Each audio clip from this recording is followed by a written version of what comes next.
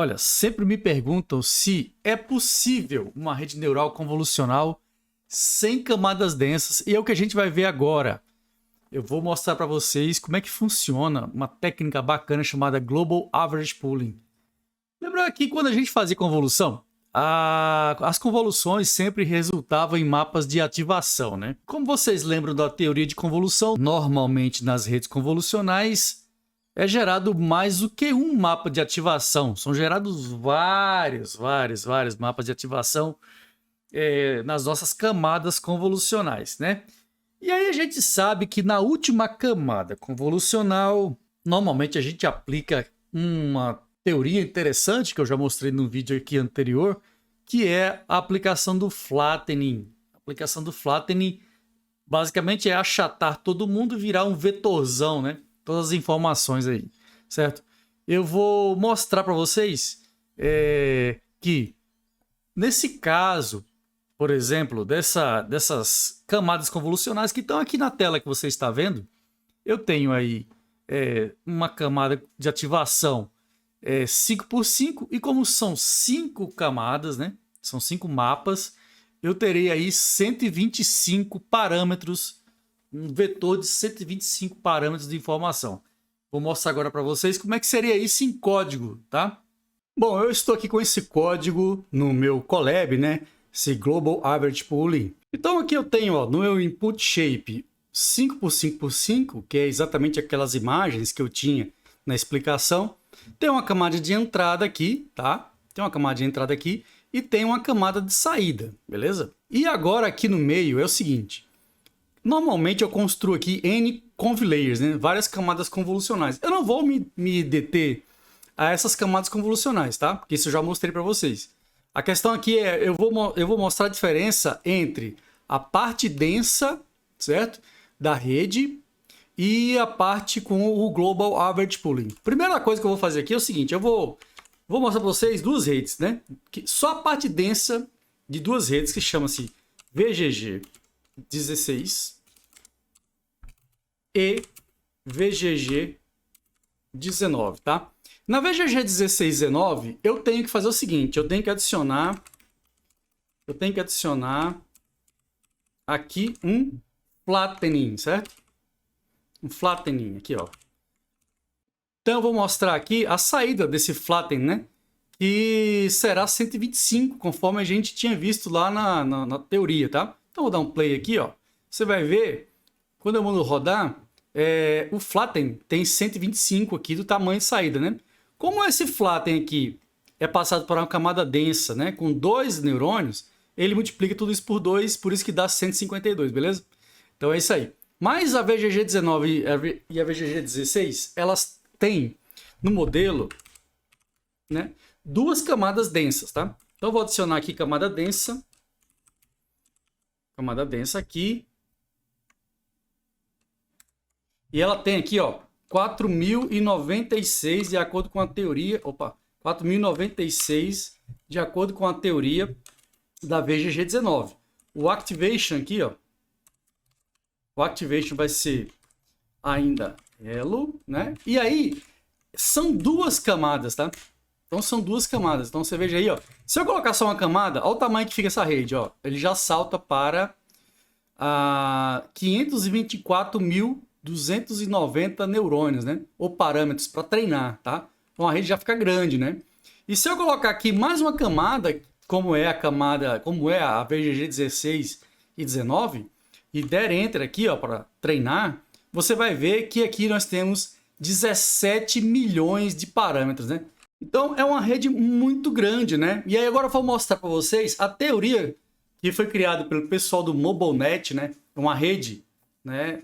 MobileNet, que ela tem a potência, né? A acurácia equivalente à VGG 19 e à VGG 16, mas com bem menos parâmetros, tá bom? Vamos voltar para a teoria agora. Bom, e como vocês viram, né?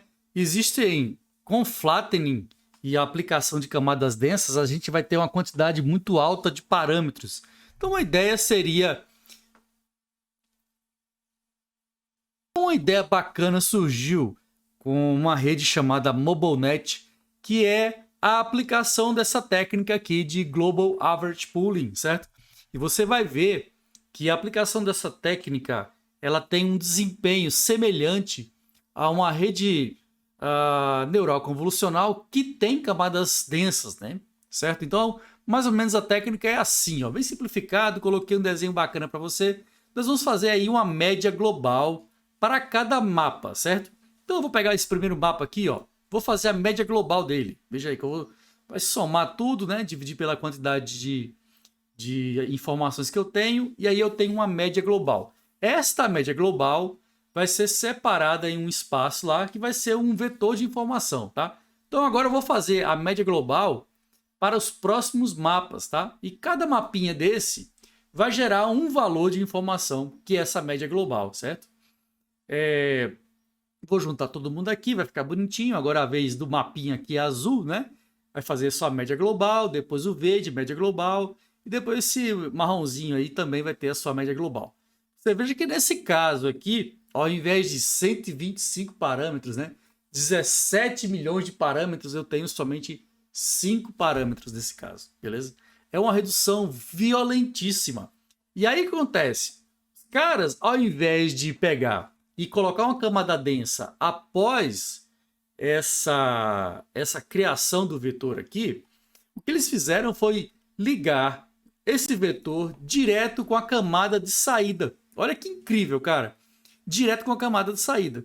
E aí você tem aí, a camada de saída pode ter N classes, tá? E quando a gente faz a classificação, tá? Quando a gente faz a classificação aqui, a gente vai ter exatamente a saída da camada de saída, né? O que é aquela coisa que a gente está tentando classificar. Você veja que eu tenho aí uma quantidade muito reduzida, certo? De parâmetros. Se eu não me engano, aqui nós temos aqui 10 parâmetros. Esses 10 parâmetros aí, ó, cada um tá com suas corzinhas, tá? Marrom, verde, azul, duas marrom, duas verde, duas azul, duas amarelas, duas rosas, beleza? Voltando para o código agora, eu vou mostrar como a gente pode substituir toda essa parte aqui da VGG 19 e 16 pela Global Average Pooling, porque essa aqui é a ideia, né? Depois eu vou mostrar a comparação, né, entre essas redes, beleza? A rede que eu vou mostrar aqui, né, a ideia que surgiu foi no MobileNet. E aí você vai fazer o seguinte, ó, nós vamos comentar aqui, porque efetivamente o que eles fizeram foi extrair, né, tirar da rede essas camadas aqui, certo? De Flatten e Dense. E eu vou adicionar aqui então no modelo o meu Global Average Pooling, certo? É isso aqui, então tá belezinha aqui em cima, né? Bom, é só isso, cara. Então não tem muito o que fazer. Depois, como eu mostrei a teoria, passa direto para a camada densa, né? Aqui vai gerar duas saídas, mas o total vai ser o seguinte, ó, vamos ver como é que fica, né? Porque estava 17 milhões, caiu para 12 parâmetros. 12 parâmetros. Lógico que eu estou desconsiderando, né? Em todos os dois casos, as camadas convolucionais aqui no meio, certo? Mas é uma queda muito brusca, né? Uma queda muito violenta, tá? É isso aí. Então agora eu vou mostrar para vocês no site do Keras, aqui, essas redes, né? A diferença entre elas, tá bom? Para encontrar essas redes do Keras, basta você vir aqui no Google e digitar Keras Applications, tá? Que ele vai te dar esse site aqui. Clicando nesse site, nós vamos ver aqui então, no Keras Application, né? Que é para fazer Transfer Learning, nós vamos ainda ver essa teoria aqui. Veja bem, a diferença aqui eu tenho a VGG 16 e a VGG 19. E aqui embaixo eu tenho a MobileNet e a MobileNet V2, beleza? Vamos comparar então todo mundo aqui, né?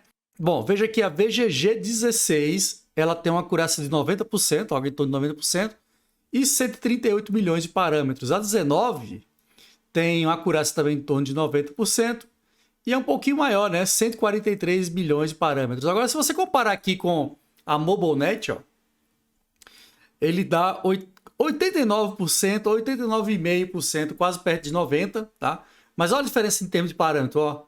4,3 milhões de parâmetros. É bem menos parâmetros, né? Isso significa que uma memória 4,3 de memória, né? Mega, eu posso carregar num computador menos potente, tá? Como, por exemplo, os computadores que são usados para aplicações de fronteira, o Raspberry, alguma coisa desse tipo, tá? O Jetson da NVIDIA. E veja que também a MobileNet V2 já tem uma acurácia parecida com a VGG16, né? Igual, mas com 3,5 milhões de parâmetros. É bem menos, né? Então, esse é o efeito que traz o Global Average Pooling. Eu consigo arrancar, né, a camada densa e ela é tendenciosa... A camada densa, normalmente, ela é tendenciosa a overfitting e também a uma explosão de parâmetros, né? Explosão de neurônios dentro das redes neurais, tá bom? Espero que você tenha gostado desse vídeo. Um grande abraço para você e até a próxima.